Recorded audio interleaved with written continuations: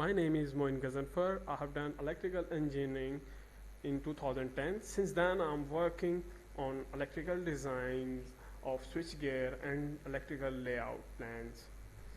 Here I'm going to explain you the link between the electrical engineering and Autocad. How Autocad helps you to improve your work.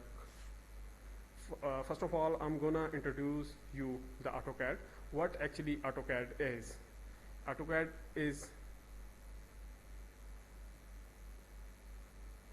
Autocad is a computer-aided design and drafting software application.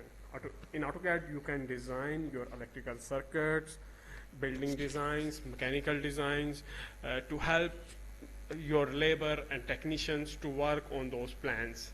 So the applications are architects, project managers, electrical engineers, city planners, mechanical engineers, and many other professionals can use Autocad for their plans. It is released by Autodesk in 1982.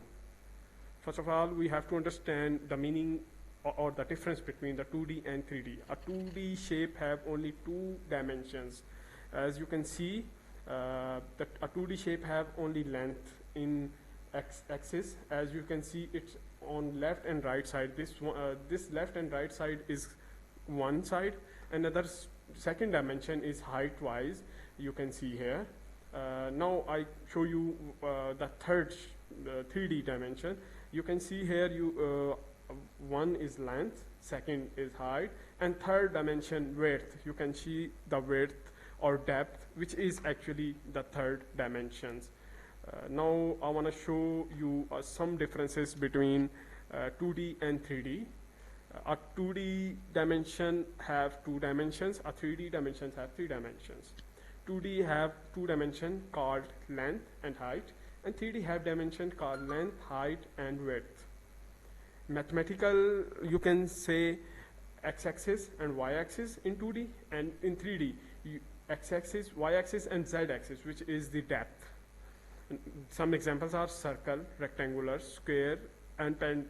These all are the examples of 2D. In 3D, a cylinder, which have a length, height, and width as well, a cube, a pyramid.